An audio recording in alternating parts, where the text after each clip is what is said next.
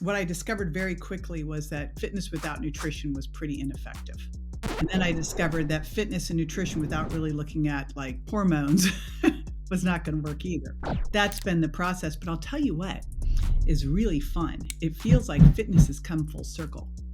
I'm so excited that there's such a light shining on this now, but I still feel like women are worried about putting on muscle. There's still a whole thing. Like there's a whole, I'm like, how is this in 2024 that women are still worried about getting big, putting on muscle, when literally 40 years of doing this now, I have never once had a woman get bigger weight training.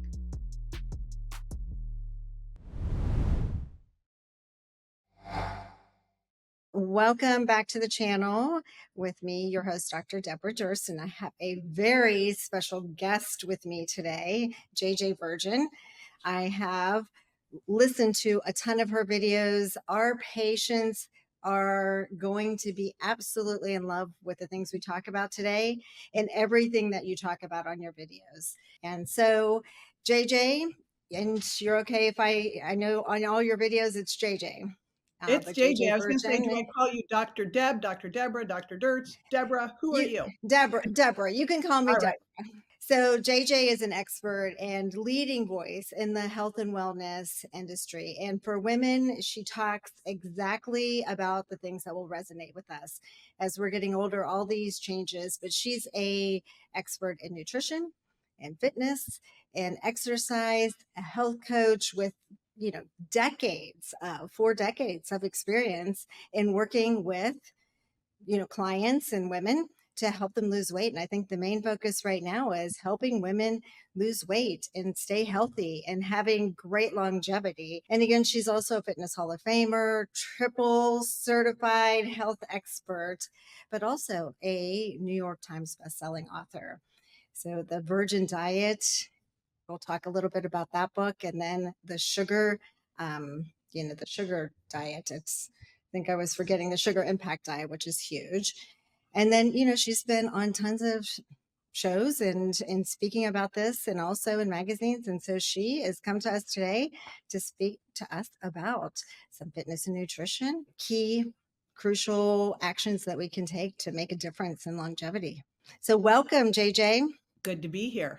So tell me a little bit about, so you ended up starting with new fitness, nutrition, and then just transitioning into comprehensive holistic health. Well, I started in fitness, as you said, right? And what I discovered very quickly was that that fitness without nutrition was pretty ineffective. And then I discovered that fitness and nutrition without really looking at like, you know, hormones was not going to work either. So that's been the process. But I'll tell you what is really fun. It feels like fitness has come full circle.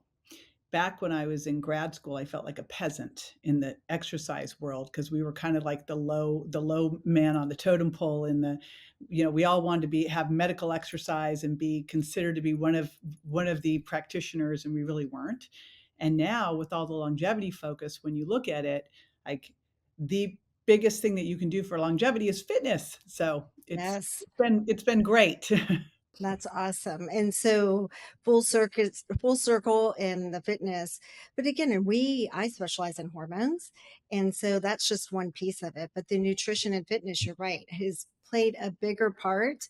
And we're having those conversations more and more with patients, so they're not just coming for just one piece of it. So that holistic Right. approach that you talk about.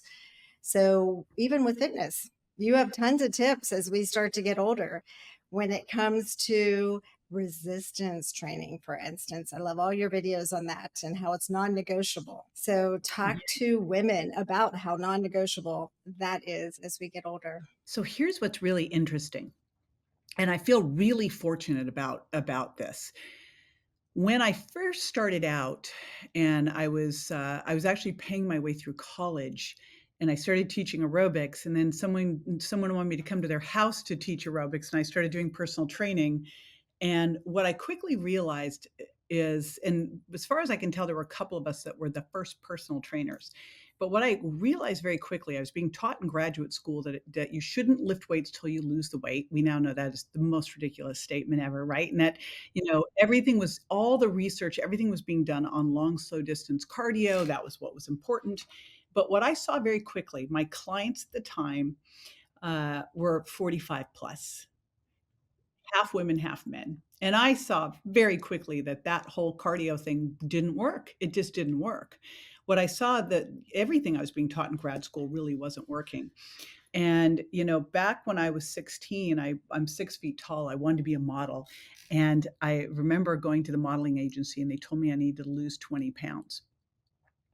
And I was very athletic and I weighed about what I weigh now, which 6 feet, 140, and they wanted me to lose 20 pounds. And you can already kind of look at that and go, are you crazy? I dropped 10. My dance teacher asked me if I was anorexic. And I made the choice then. I was like, well, I could either be skinny or I could be strong. And I'm going to choose strong and started lifting weights with the high school football team. And then I go and, now all of a sudden I'm working with these women who want to lose weight. And I'm like, this doesn't make any sense to me. We could have them doing all this cardio for weight loss, but the minute you stop, the results stop. You're basically just kind of spending the money you're making. Why don't we change the interest rate? And the only way you could do that is by having more muscle. So I literally would go to people's houses with my skin fold calipers, my tape measure, trying to figure out where we were with body composition way back when we didn't have the tools. And so I'm so excited that there's such a light shining on this now, but I still feel like women are worried about putting on muscle. There's still a whole thing.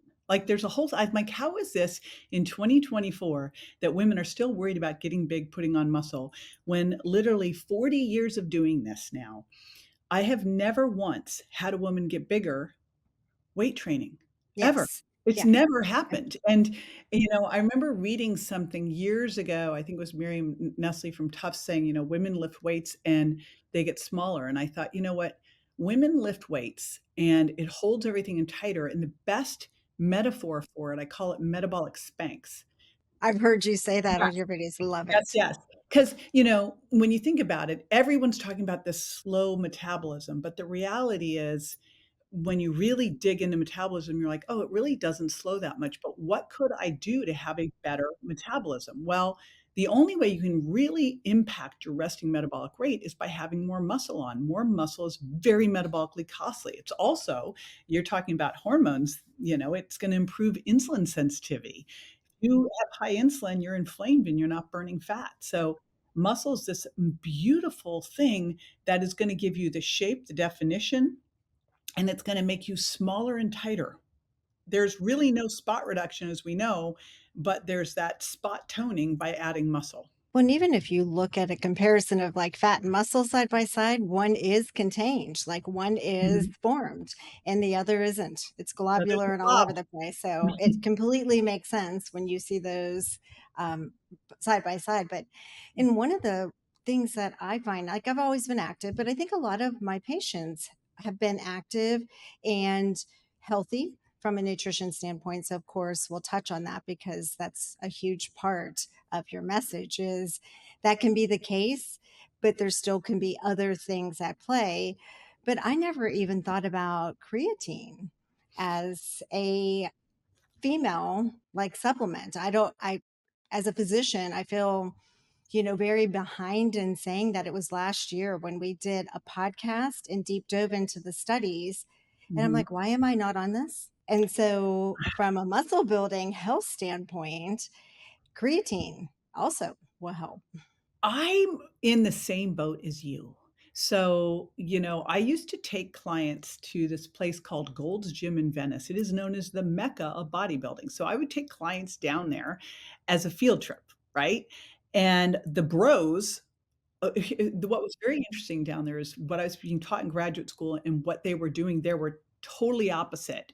And the results that were happening at that gym, like we did not have those results in grad school, right? And one of the things that everybody did was creatine, but I thought it was a bro thing. Yeah, no, So me too. and so I never used it. And it was a couple years ago, all of a sudden I went, why am well, when you think about it, the things that we did in our 20s and 30s the supplements we took, the way we exercised, the what we did for our skin is not going to be what we do in our 50s, 60s, 70s. But I started to look at creatine. I go, where have I been? Like, why have I not been paying attention to this? If I had to pick one supplement, I think fish oil, vitamin D, magnesium are these foundational. Like, but if I had to pick the add-on, creatine, hands down, I think is a non-negotiable for women. And I'll tell you, Deborah, it's another one that I get met with resistance on. And it is why it is so important for us to stop focusing on weight and really get clear on what our weight's made up of and track our body composition. And then when you go on creatine, you'll see the shift and improvement because some women might be fortunate enough to have, when they go on creatine, to pull some fluid into their muscles. If you are one of those lucky people, I wish I was you. That's a fantastic thing. You want that. You didn't gain body fat. You put more fluid in your muscles, and that's what you want. That's a great thing. We want to have more total body water. It's one of the ways that a bioimpedance machine will predict how much muscle mass you have in your body because muscle has more fluid, more water in it, right? It likes Yes. water as opposed to fat. So we want that to happen. But when you look at creatine overall, like it's the perfect supplement for any peri or postmenopausal woman. We think of it in terms of supporting muscle, and the way that it supports muscle, you don't take creatine, sit on the couch and get big muscles. You take creatine, and creatine then is the creatine part of phosphocreatine that is the energy supply that helps you work out harder and recover better. So when you can work out harder, it's going to be better for muscle size, muscle strength, muscle power. It's going to allow you to put a little bit more stress on your bone, so it's better for bone mineral density. We have 70 to 80% of our, or actually no, 95% of our stores of creatine in our muscles. Women have 70 to 80% less tissue stores than men. I think it's probably a lot of it due to diet. But there's 5% to our brain. And so it also gives you this brain energy. And the last couple months, since mid June, I have been to London, Boston, and in this order, this is crazy: London, Florida, Boston, Spain, all over Spain, Lisbon, Florida, Seattle, British Columbia, Seattle, now back here. A lot of time zone shifting, and some of them quickly. Zero jet lag because I used creatine, and it was because I read a study about how people who were sleep deprived used creatine and were fine, and I was like, "Wow." And it was amazing. So it's amazing for brain energy, but also they were doing a study, women, postmenopausal women on SSRIs with or without creatine, major differences when they were on creatine for depression. So great for mood, focus, brain fog, bone health, skin wrinkling, muscle mass. I mean, hello, all the things that Yes. we like, right? I go, why haven't we been using this? Ultimate menopause formula for women. So this is one that, like, I like to start with one thing at a time. So I've been shifting. I shifted all my supplements over the last couple years, and this was one that I went. All of a sudden, I can work out harder. I'm recovering easier. Here I'm at 61. I'm as lean as I was in my 20s with better muscle mass. Well, and that's why I've heard you say before, it's never too late to start. And I think, we grew up in a generation where, again, fitness might have been in a little bit or starting to be in, but it was aerobic. But Right. you're right. With creatine, I think when people think about it, so what you're talking about with the drawing in the fluid is sometimes they will feel like they swell or with it, but that's really what you want. And don't you think they also acclimate to some of that initial effects of the creatine? So what I would say with creatine, and I'm actually playing around with right now, you're catching me in the messy middle of looking at two different forms and deciding which way to go. And I have both creatine monohydrate, which is the one that's been around the longest, but I've been playing around with HCl as well. And what I would say with whatever you're doing with creatine, start with a low baseline amount. So, if that was HCl, just use 750. If it's monohydrate, maybe 2 grams, and just stick there, use it as a baseline. and then go up from there. And, with monohydrate, it's gonna be somewhere in the 3 to 5 gram range, and you might need to do it multiple times a day. With HCl, I do 750, and then I'll do another 750 or so if I'm jet lagging, time zone adjusting, working out, etcetera. But, I find if you spread it out and you titrate it up, you don't see that issue. But again, the other important thing here is that you're monitoring your body composition rather than your weight. And I can't emphasize that enough because we, and I put myself in there too, are all crazy about this. The number. That's the way we were raised. I mean, just like me going to that, modeling agent and them telling me I needed to lose 20 pounds. I was that's insane, Yeah. insane. I don't know how I could have, like, I'm just a bigger person, I'm not a I'm not one of those. I remember standing next to Christy Brinkley in an event going, "Her shoulders are like half the size of my shoulders. She's just a very she's like a stretched out person, not me." I'm an athletic person. It's not all about the number, It's never. is the body composition, and so even talking a little bit about that, the couple different major categories, fat and lean muscle, and so if you wanna talk a little bit about that, and again, something to focus on and measure all the time so we can keep an eye on Yes. where that's going. We're really this weird forgotten generation. I think every woman, like, in that 50 to 70 range has been in this weird place where the Women's Health Initiative did so much damage, and we were raised with aerobics and don't build muscle, it's not feminine. Um, all this crazy stuff.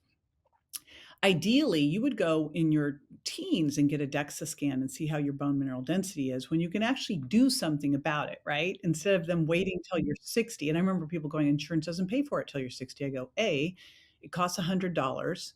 So, it's not nothing. But when you look at and not, what it can do for you, The highly valuable. information. Right. Mhm. But ideally, we're getting a DEXA scan once or twice a year, and then you go home, and on that DEXA scan, what you're looking at is, it's always been this focus of body fat, but the reality is it's not the body fat, is where that body fat is. So what we're looking at are two different things. You've got basically on your body, you've got fat and fat-free mass. Fat can be in 3 places. It can be subcutaneous, and growing up, remember the commercials, the pinch and inch? Yes, yeah. Okay. So pinch and inch is no longer a thing because most people don't have that much subcutaneous fat. We're more metabolically unhealthy. So now we got visceral adipose tissue, which is that fat surrounding organs, especially, abdominal area. And that is the dangerous fat that we know. But there's another dangerous fat, and that's fatty muscle. That's fat infiltrate in the muscle. So the reality is, as we get more metabolically unhealthy, we get less of the subcutaneous. So you won't feel like you've got, maybe some fat on your thighs. You've got more internal fat. Then you've got fat-free mass, and what we really look at there that we can affect is, of course, skeletal muscle. So when you go to get a DEXA, those are the things you want to see: is how much visceral adipose tissue do you have, and how am I doing with my skeletal muscle? Then you go home and you do bioimpedance. And I love the bioimpedance scales like Oxyline Pro that just will report to an app on your phone so you can just track the trend over time. You never look at your scale. We have to remember this. You can make yourself absolutely insane by looking at your scale every day because anyone who is a normal human being will go up and down and up and down, and it will not ever correlate with your behavior. Like, you can go, gosh, did everything great yesterday and somehow my weight went up 2 pounds.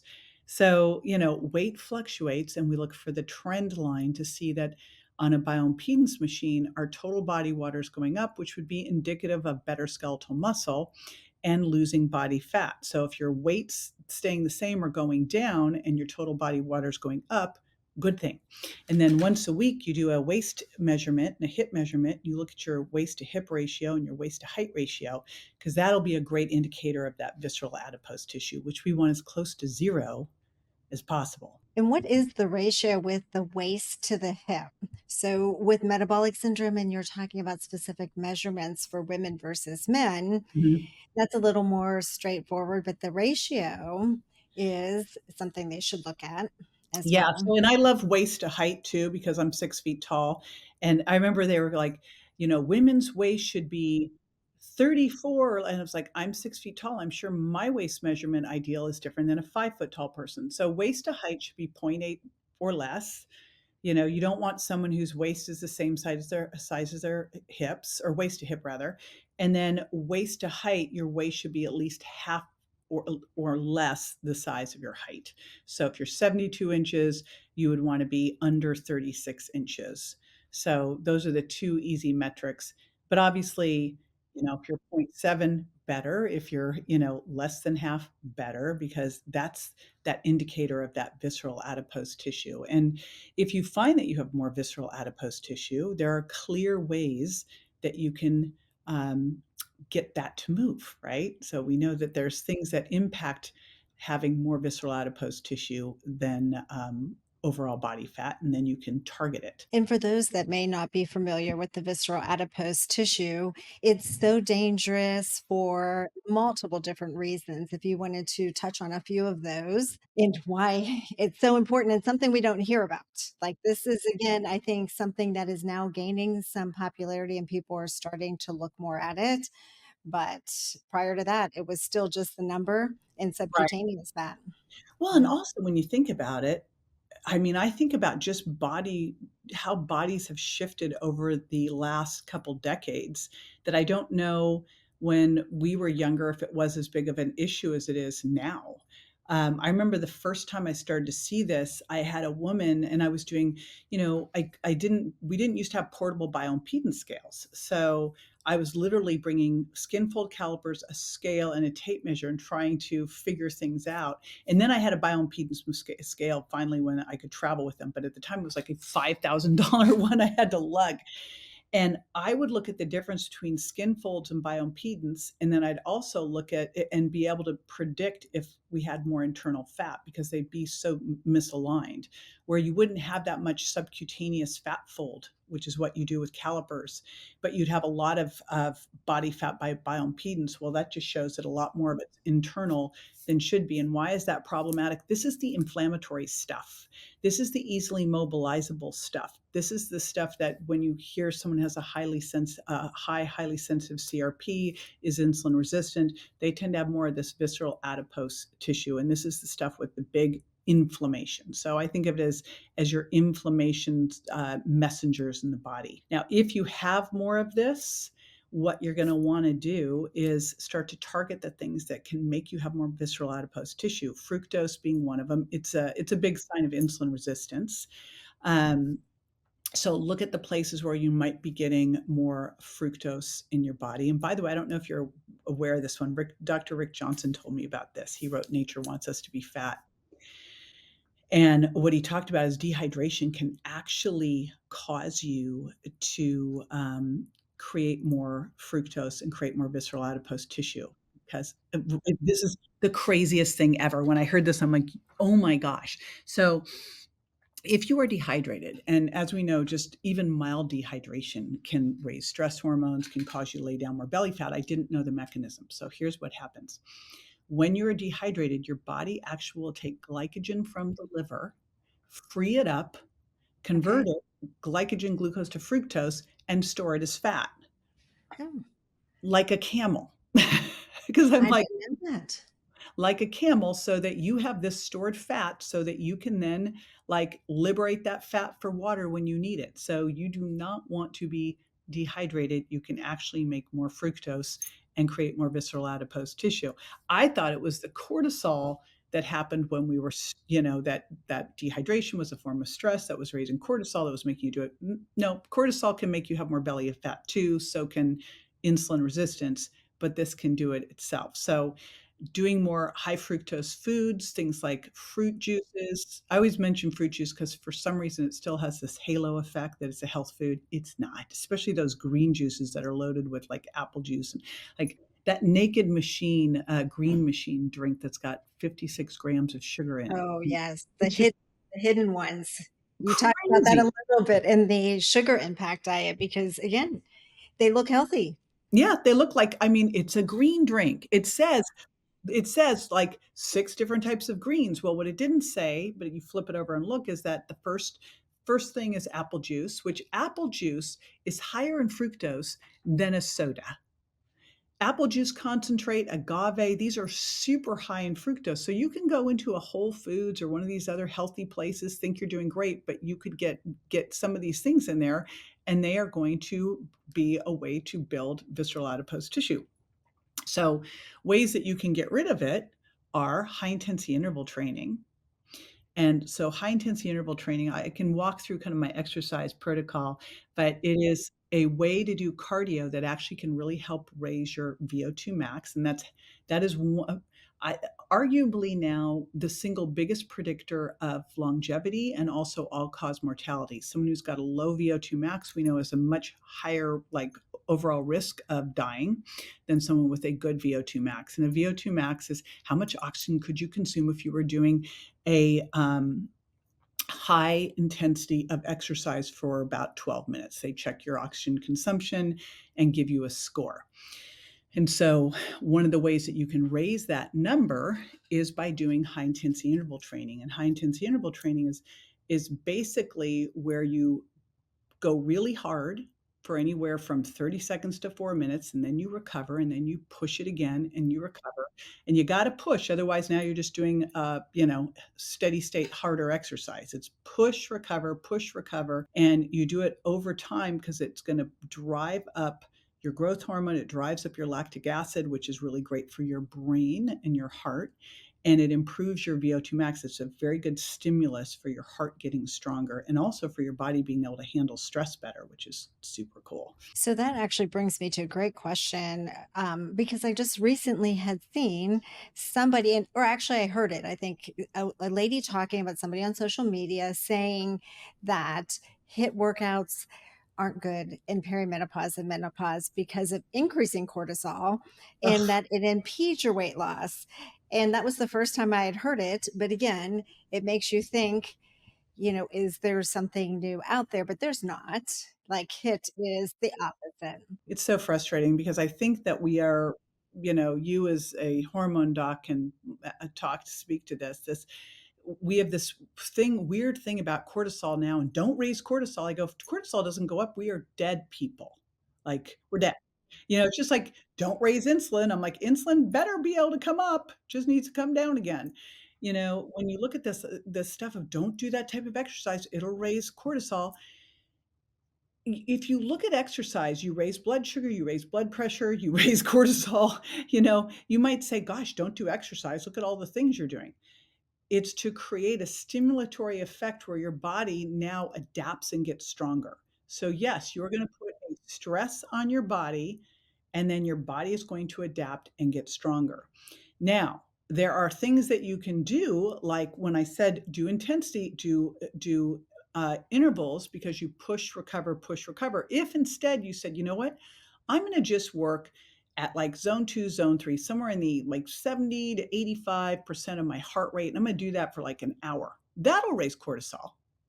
But if you push, recover, you're training your body how to handle stress, recover, which is what we want to be able to do.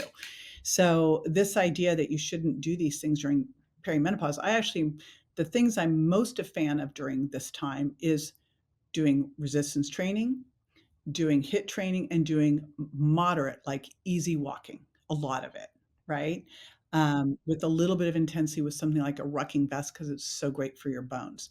What I don't want to see you doing is say, go for an hour or two run. That's the stuff that I think we shouldn't be doing. Because it's prolonged release, prolonged stress on the body, what you don't. Prolonged stress on the body, lots of oxidative stress on the body. Yeah, And, again, when you look at what exercise, to me, exercise is doing something that your body's not used to so it can adapt and get stronger. That's what our goals are for this. And then we look at it and go, what is it we're looking to do during this time? Well, estrogen's a huge driver of helping your body build muscle. So if your estrogen's going down, I'm assuming people are coming to you, they're getting HRT. Yay. correct. Yes. Yeah. I'm a Yeah. huge fan of HRT. Yeah. Um, Yeah. Me too. well, because then you have Well, your brain and your heart. Otherwise, correct. you don't. right? Well, we talked about that, like, and again, being on it long term, and there's been a lot more of that talk too, which is good because, the guidelines and consensus statements are as small a dose as possible for the shortest amount of time possible. And the end result should be, until death do you part, unless if there's some other reason why you can't or you can't tolerate it. It's not for everyone. But again, I always say it's the only thing that builds bone is, exercise, vitamin D, the pro hormone, and then hormones, Yeah, and so estrogen, that, so yeah, yeah, absolutely. so So good. Hmm.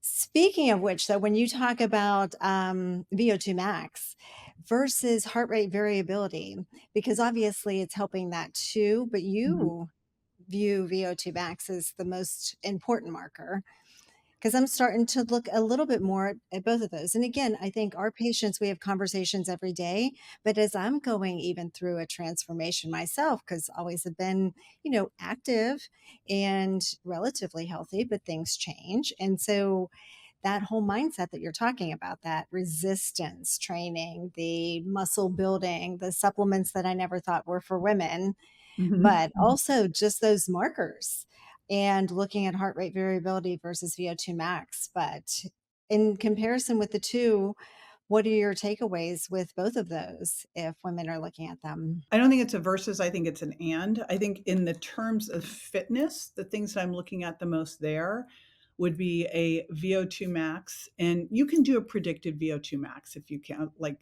it's not a fun test to do, but you can get on a treadmill and do a predicted one. But you can go do one even better. A balance test where you stand on one leg, a push-up test or a hand grip dynamometer for strength. And if you do push-ups, it can be for endurance too. Um, a flexibility test, a power test like a vertical jump. Like you do need to do these basic things for fitness. I look at HRV. For me, I'm looking at HRV much more for um, stress resilience. Now,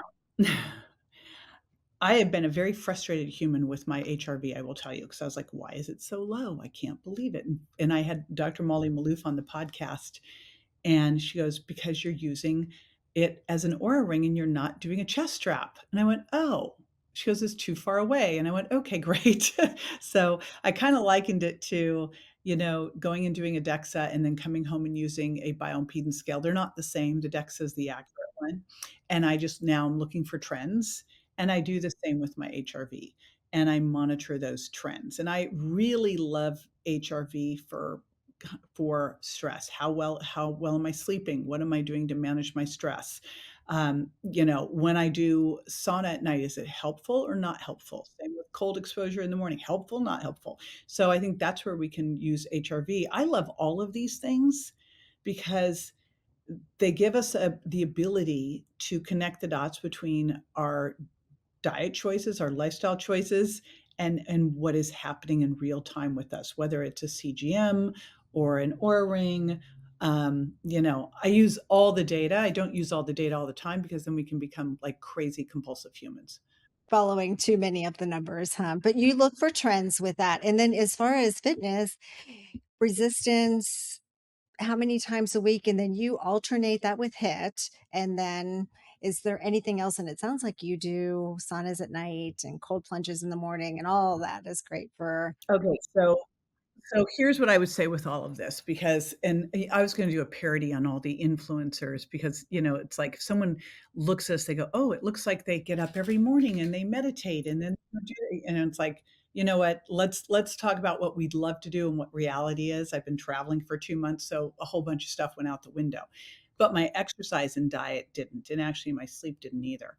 So, if someone is just starting out what I like them to do first, of course, is get that body composition assessment so they see where they're at. And ideally, you can do your fitness assessment too. And of course, they're with you, so they're doing labs and hormones and all of that. Super important. Let's get some baselines. Then let's prioritize. Now, where I like to start with exercise is I want to make sure you're moving. The average person, I don't know if you know this statistics on this, is moving 3 to 4,000 steps a day.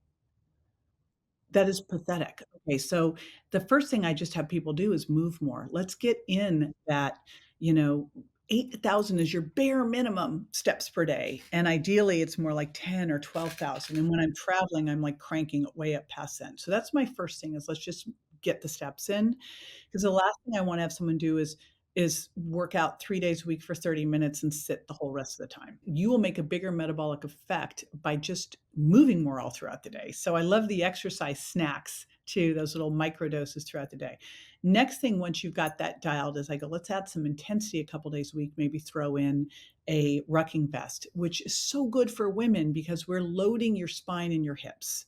So in terms of bone mineral density, how awesome is that? Then I'm gonna add in resistance training, and I like to say that I want you to train to get better at life. So let's do the things that are so that mimic normal life. And, worst case, we could go to the gym and use machines if we're worried about injuries, but I find people get injured out in the world, out in the wild, not injured as much at the gym. So I really like things like deadlifts and squats and push-ups and overhead presses, because in life you have to get up off the toilet, pick things up off the floor, you have to put stuff in the overhead compartment, so I'm trying to do things that are very similar to what we do in life. Um, and then I start adding in high intensity interval training. But that's the progression that I do because again, I'm prioritizing. Um, and with the resistance training, I'm really focusing as we age, we start to lose up to 1% of our muscle size every year. We lose 2 to 4% of our strength, 6 to 8% of our power. So size, of course, size is really much more of a function of muscular endurance. Like, can you do 3 sets of 20 push-ups? Strength is how much you can move something one time because we build muscle with volume, right? Strength is moving something one time, and power is how fast you can move it. And when you think about it in life, if you can't quickly adjust to something, move out of the way fast, jump up on something, that's where we get in trouble. So as someone building a resistance training program, I like to start putting in heavier movements and also some power movements. So one of the things that I'll add in is some jumping. Okay. It may just start with someone, here's how we could start this. We could start with air squats over a chair. Then we can do an air squat with a little bit of just a jump in place, or a jump onto a little box, not the jump back down, but just to jump up, right? So there's a lot of different ways to do this in a controlled environment so that if you're out and you step wrong, and we've all done it, you do the wrong step off the step and you don't hurt yourself because you can catch yourself.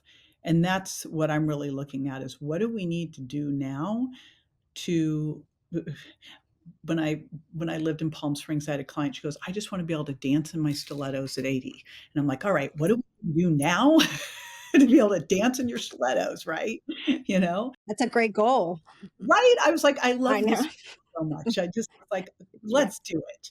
And here's Yes. what's funny, I remember that woman, I took her to the cardiac rehab gym at Desert Hospital because they had a really great gym there, and no one used it because they'd all been taught that they should just do the treadmill, that weight training is dangerous. And now there's this woman in there, and she was in her 70s, and I have her doing dips and pull-ups and squats, and everybody's watching from the treadmills, and they go, "We want to do." It was like the Meg Ryan in the movie. I'll have what she's having, right? They want to do what she was doing because she was like looked amazing. She was like in Wow. incredible shape, and they're sitting there walking a mile an hour on the treadmill. Well, and that's the key. I love the goal though. I think when you have a goal in mind like that and you know what that longevity looks like for you, it's even easier, right? But I do like some of the key points that like takeaways I think for patients that or women that are listening that I've listened to you say again never too late to start, but also just that, again, power where that coordination and injury doesn't happen later, but also just starting simple. Some of your videos I love because while we look at you and, and we aspire to have, better and more fit arms or shoulders, but starting and then you make it very simple and you progress through it. And so I think you break it down for women that might be afraid to even take those first steps. Those are my favorite, So by the way. So my very favorite person to work with is someone who never lifted the weights. Maybe they're doing Pilates or they've been walking, they did some aerobic classes, and they never really went to the gym. And here's what I'll tell you happens when you start to do this. It's so cool. You start to feel stronger very quickly. Like it may take a little while to start to get the muscles, although I've got someone who I just saw and she goes, look at my muscles. I'm like, I love this so much. But, the first month or two, your strength goes so quickly because your nervous system and your muscles are learning how to communicate. And it's incredible. Like if you were the person that couldn't open the jar, now you're like, give me the jars. I got them. Right. And so you can gain strength very quickly. The muscle's going to take a little longer. That's why when people are like, I'm worried about getting big, I go, in your wildest dreams, that could happen. you know, yeah, you don't and have by to the worry way, about it for a yeah, while, you if do ever. not need to worry about it. If along the way you go, oh my gosh, my muscles are getting too big, back off. And Yes. it's never happened, but maybe it'll happen for you. I haven't seen it Yeah. yet. Yeah. Well, and I think that I'm probably that patient, or that client because I've always worked out, but I like yoga or I'll like walking or I'll go to the gym and used to joke about what the little pins were for. Like I would just joke about that, but love that I am seeing more and more about women and fitness and resistance training in Yes. protein intake. So if you wanted to touch base on that, because I think that is a piece that women are really missing. you know you talk about how much protein per body pound, but even what does that mean as far as a chicken breast or a steak? How many grams are in each one of them, so they kind of know, or are there other things that you add into each meal to get that protein So per we day? may have to do a part 2 because I just Yes. looked at Yeah. the time and I went, Yeah. I was supposed to leave 2 minutes ago and I have a Oh, hard sorry. Yeah, that's why I minute. think Yeah. Ellen has been like Uh-oh. doing this for me. So, yes, well, let's do that. So, what we'll do is we'll talk about, the nutrition part of it. We talked a lot about the fitness, and then we will get back on and we will talk about nutrition at I some would point love to break it because down. That's like, I love the nutrition part, and we can talk a little bit more about some of the other supplements as well and some of the recovery stuff. There's so much here. correct. There All right, is so much. So, I really appreciate you being on the podcast and sharing all of your expertise with us. And we will do a part two. perfect. So, Thank you. all right. Well, thank you, JJ, for coming on, and we will talk soon.